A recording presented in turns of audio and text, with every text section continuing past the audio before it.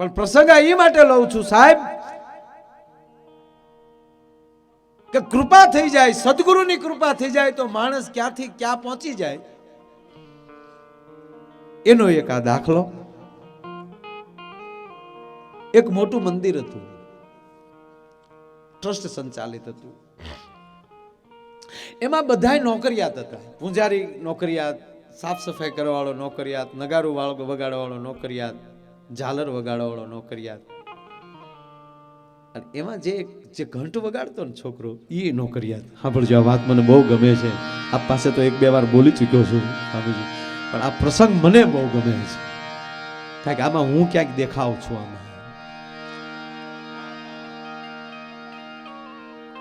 પાણી એવી રીતે આરતી જ્યારે ભગવાનની ઉતરતી હોય અને આરતીની ધમધમાટીમાં જે ઝાલર વગાડતો હોય માણસની ઝાલરમાં એ ધૂનમાં એટલો રંગાઈ જતો. જો આપણે બહેનો બધા કીર્તન ગાતા હોય, પણ એ 5-25 બહેનોમાં 2 બહેનો એવા કીર્તન ગાતા હોય એને દેહનું ભાન ન હોય, ધૂનની અંદર ધૂન ચડી જતી હોય, એનાથી આખું મંડળ રૂડું લાગતું હોય. બીજા તો ગૌરાવતા હોય, ઓલા તો ગાતા હોય.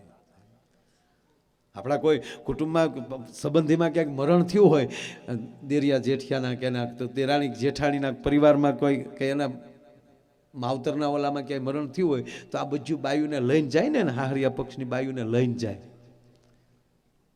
એમાં સાંભળજો, પછી કૂટે બધી બાયુ. આ કૂટથી તો આ એક જ સાચું હોય, કારણ કે એનો હગો થાય. બીજું તો કૂટાવચ્યું હોય. એમ આપ જેવા મહાપુરુષો જ ભજન કરતા હોય છે, બાકી તો અમે કરાવતા હોય, અમારું કોઈ કામ નથી બીજું તો. હે, મૂળ વાત એ છે કે એ જ્યારે ધૂન લાગી જાય છે, ફટકી ચડી જાય છે, ઓલો જ્યારે એમ કહેવાય કે ઝાલર એવો એ ઘંટ વગાડે અને એવો મસ્ત બને એની અંદર, તો જેટલા ઠાકોરના દર્શન કરવા આવે ને આરતીમાં, એટલા જ માણસોની છોકરાની ઉપર ભાવ વધ્યો. ભાઈ ભાઈ તારી જમાવટ. આજુબાજુના ગામમાં વાતો મળી થવા, ભાઈ ભાઈ ભાઈ. માણસ સોય મોજમાં આવી જાય છે. ક્યારેક તે ઘંટને બદલે પોતાનો એમ કહેવાય કે આંગળા મળે લાગવા, આંગળા ફાટી જાય, લોહીના રગેડા કોણી આવે, ખબર ન રહે.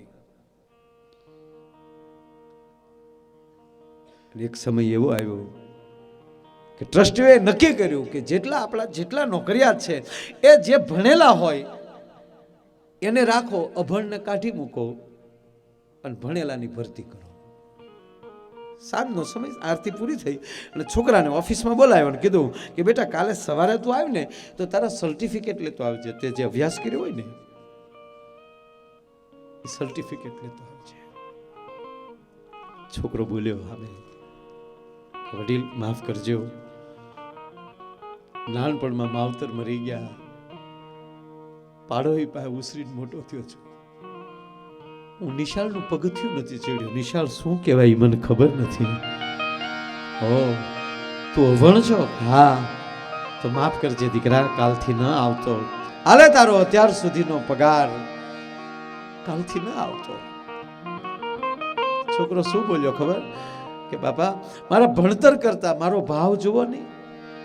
ત્યારે કીધું દયા ડાકણને ખાય, એમાં ભાવ ન ચાલે. અમારો રૂલ્સ, અમારો કાયદો છે. કઈ વાંધો નહીં.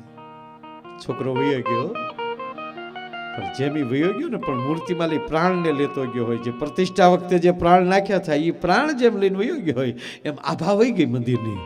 આપણા પરિવારમાંથી કે આપણા ગામમાંથી એક વ્યક્તિ વહી ગયો હોય ને સાહેબ, પરિવારની આભા વહી જાય. અરે ગામના ઝાપામાં સ્વામીજી એક ઝાડવું ગયું હોય તો ગામની આભા વહી જાય, એવું ઝાડની આભા પડતી હોય. બીજા દી મંદિરે માણસો આરતી આવ્યા, પણ જ્યારે નૂર ન હોય, અંદર વાતો મળી થવા કે આ છોકરો નથી, આજ ક્યાં ગયો હશે. 1 દી 2 દી 3જો દી થયો ને તો બધાય મળ્યા વાતો કરવા. બીમાર પડ્યો છે, બહારગામ ગયો છે, શું થયું, આ કેમ નથી? સાહેબ આનું નામ જીવન છે. તમે કોણ છો એની કરતા તમે કેમ જીવો છો. લવલેશ મોતનો ડર મુજને નહીં સતાવે, પણ ક્યાંક મહેફિલમાં ખોટ મારી વર્તાય તોય ઘણું છે. બાકી નથી હબળખો હવે આ જીવનમાં, ઇજ્જતનું કફન ઓઢીને મરાય તોય ઘણું છે. એ માની ખોટ મળી વર્તાવો.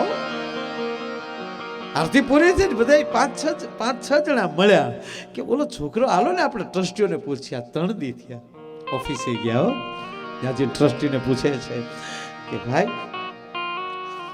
બોલો છોકરો જે અહીંયા ઝાલર વગાડતો ઘંટ વગાડતો એ છોકરો 3 દિવસથી નથી બીમાર છે બહાર ગામ ગયો ના બાપા બીમારે નથી ને બહાર ગામે નથી ગયો આપણે જો વાત આ સાહેબ છે 1 મિનિટની પણ ક્યાંક હૃદયમાં અડતી હોય છે બારે એ બારગામ પણ નથી ગયો બીમાર પણ નથી પડ્યો કે તો અમે રજા આપી દીધી અહીંથી કેમ અમારા નિયમ પ્રમાણે ભણેલો હોય એને જ રાખવાનો છોકરો અભણ હતો એવું છે કે એનું સરનામું આપશો અમને ઓ મેં પેલા કીધું ને કે ભલે એની પાસે પૈસા ન હોય પણ કરોડપતિ મને ફોન કરીને બોલાવે કે એને ઘડીક બોલાવો ને આનંદ આવે આમ સરનામા લેવા મળ્યો એનું સરનામું આપો ને એનું એડ્રેસ લીધું સરનામું લીધું એના એડ્રેસે છોકરાને ગોતતા ગોતતા 5 જણા ગયા ગરીબાઈમાં જીવતો થઈ બાળા જે કે એરિયાની અંદર સાહેબ કોઈ દી બકાલાની રેકડી ન ગઈ હોય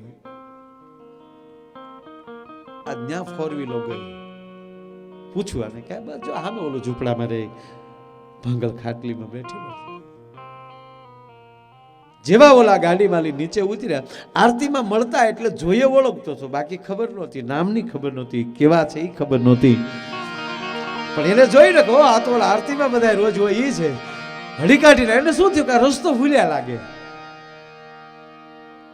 ભૂલા પડ્યા બાપા ભૂલા નથી પડ્યા સરનામું લઈને આવ્યા તેદુની કહેવત થઈ ગઈ હું આજ કોઈ દી ભૂલા નથી પડતા ભૂલા પાડો એવા બનો કોકને ભૂલા પાડતા શીખો એવા બનો તમે સાહેબ ના ભાઈ ભૂલા નથી પડ્યા સર તને મળવા આવ્યા મને કે હા હવે શબ્દોની થોડીક મારામારી છે સાંભળજો કેમ આરતીમાં નથી આવતો તક મને કાઢી નાખ્યો છે ઓ પગાર હાટો આવતો એમને છોકરાનો ડૂંગો ભરાણો સાહેબ કે શરૂઆત તો એવી જ પણ હવે મને એવા પડી ગયા જ્યાં સુધી મારા ઠાકુરના દર્શન ન કરું ત્યાં સુધી મારા ગળા હેઠો કોળિયો નથી ઉતરતો 3 દિવસ થયા છે ને મારા મોઢામાં અન્ન મૂક્યું હોય તો ખાસ ખાવ તો કેમ નથી આવતો હવે આવું તો એવા બાપનો દીકરો હું થઈ ગયો છું કે હવે હું ત્યાં ભોઠો પડું એને એમ થાય હવે જો આવું તો ટ્રસ્ટીઓને એવું લાગે કે આને ફરીવાર નોકરીમાં રહેવું લાગે એટલે આવ્યો હું કોઈનો હોશિયાળો બનો એવો મારા બાપે મને નથી રહેવા દીધો એવા ઠાકોરનો દીકરો છું ભોઠપ લાગે છે એમ ને કે હા તારી ભોઠપ ભાંગી નાખી તો કે કઈ રીતે કે મંદિરની સામે એક જગ્યા છે એ જગ્યા અમે વેચાતી લઈ લઈએ અને ત્યાં તને દુકાન બનાવી દઈએ મંદિરની સામે એટલે ટ્રસ્ટીઓને ખબર પડે કે હવે આને દુકાન છે હવે નોકરીની જરૂર નથી પછી તો મંદિરે આવીએ કે નહીં કે હા પછી આવીએ ગાંડા તારી વગર અમને આરતીમાં જમાવટ નથી થતી છોકરો કે પણ તમે એવડી કિંમતની જગ્યા લ્યો દુકાન બનાવો પછી હું શું કરું તાકે એક જ મંદિરની નીચે રહેતા થાય નાતે તું અમારો ભાઈ ન કહેવાય તારા માટે એટલો અમે ન કરી શકીએ એટલે તારાથી થાય તો દૂધે ધોઈને આપજે નહીતર અમે એમ માનશો કે અમારો એક ભાઈ હતો એના ભાગરૂપે અમે આપી દીધા પછી તો બાપુ ભક્તિનો ધંધો બે ભેગો થયો ભાઈ એક દુકાનમાં લી 2 ને 2 માં લી 5 ને એમાં 5 ઓલા 6 આ ને હાથમાં આ અને એની એક આખી કંપની બની અને ઇન્ડસ્ટ્રી સ્થાપી સાહેબ ફેક્ટરી નાખ્યો અને આ ચેરમેન બન્યો ઝાલર વાળો હવે તો રોલ્સ રોય લઈને આવે ઝાલર વગાડો અને સમય જાતા એની ઓફિસે બેઠેલો અને ટ્રસ્ટીઓને એની ઓફિસે આવતા જોયા બારીમાંથી હવે સાંભળજો સદગુરુની જરૂર ક્યારે પડે સદગુરુની કૃપાની જરૂર ક્યારે પડે આવી પરિસ્થિતિમાં ટ્રસ્ટીને આવતા જોયા જો માથે હારા સદગુરુ ન હોય એટલે અંદર ઈર્ષા પેદા થાય કે કાઢ્યો ઈ જ આવ્યા આવા દે મારા દીકરાને વટકનો વાળું ને તો ગૂગલું નહીં આવું માનો ત્યારે માન લેવાનો કે તળ કીડી લાગી છે હવે આપણો વડલો હુકાવાનો થયો સદગુરુની મહેર હોય તો શું થાય? એ કેમ આવ્યા છે સ્વામીજી? માણા હામો ગયો દોડી. અરે બાપા કેમ તમે વાંચીતા મને ફળ કર્યો તો હું મંદિરે આવી જાત. તમારે થોડો બાપા ધક્કો ખાવાનો હોય કે ના ના શેઠ ઓલા ભૂલી ગયા, આપણે કાઢ્યો ઈ અને ઓલા તો ભૂલી ગયા. એને તેમ જ હોય ને કે આપણા કાઢેલા થોડા બહાર હાલે ક્યાંય. અરે તમારે પધારો તો મારું આંગણું પાવન કર્યું, મારી ઓફિસ પવિત્ર કરી, મારા બાપ પધારો પધારો બેસાડ્યા, ચા પાણી પાયા અને પછી કીધું સાંભળજો છેલ્લી વાત છે, આ મુકાઈ મગજમાં રહી તો રાખજો મારા બાપ. કેમ આવવાનું કારણ? શેઠ મંદિરનો જીર્ણોદ્ધાર કરવો છે. આ દાતાઓ માટે ખાસ વાત કરું છું, જે આપે છે ને એની વાત છે. મંદિરનો જીર્ણોદ્ધાર કરવો છે. આપની પાસે ડોનેશન માટે આવ્યા છે. ઓ કેટલો ખર્ચો છે ભાઈ? ઈ સમયમાં 7 થી 8 લાખ રૂપિયા શેઠ. 7 કે 8 લાખ.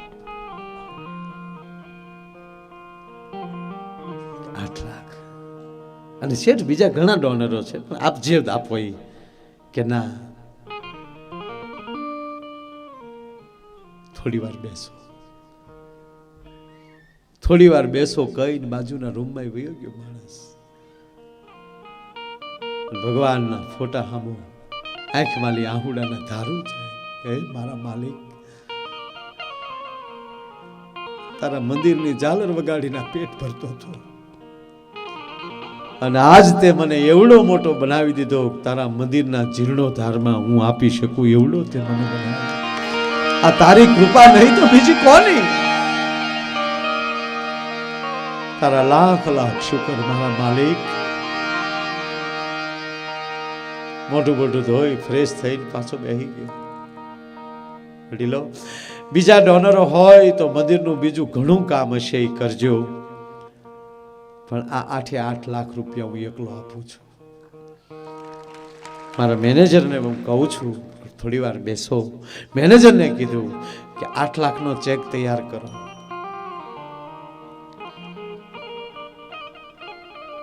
ઓલા ન્યા પાસે પોગી ગયા.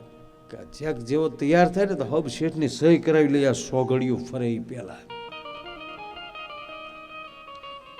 મેનેજરે જ્યાં ચેક તૈયાર કર્યો એટલે ઓલા કીધું લાવો બાપા હવે સહી કરાવી. ઓલો મેનેજર ના પડે ઉભર નહીં લાવ લાવ કરીને વયા ગયા. શેઠને પેન અને ચેક મૂક્યો. લ્યો શેઠ સહી કરો. હે સહી કરો. ઓલો ફરી વાર રોઈ પડ્યો કે બાપા માફ કરજો, મને સહી નથી આવડતી, હું અભણ છું. હે કે મને સહી નથી આવડતી, હું અભણ છું. મારો મેનેજર છે ને મારા ભાઈ જેવો છે, એના નામે જ ખાતું હાલે, સહી એની ચાલે છે, એ જ તમને સહી કરી દેશે. ચેક પાછો ગયો. મેનેજરે સહી કરી, ચેક લઈ લીધો. પણ ટ્રસ્ટી હતો ને એને અજંપો થઈ ગયો કે ઓહો હાવ અભણ છે કે હા બાપા હાવ અભણો. નિશાળનું પગથિયું નથી ચડ્યો. ટ્રસ્ટી ભૂલી ગયા કે આ પેલા વાત તો થઈ ચૂકી છે કે ખરેખર શેઠ તમે અભણ છો. ઓલાને એમ છો કે કહી પણ કેમ, કારણ કે ગુરુ વાળો હોય ને એ ફગે નહીં કે ના ના બાપા હું અભણ છું. અરે શેઠ તમે હાવ અભણ તોય એવડી મોટી કંપનીના માલિક બન્યા, તો તમે ભણેલા હોત તો ક્યાં પગ્યા હોત? કે હજી ઘંટ વગાડતો હોત તમારી મંદિર.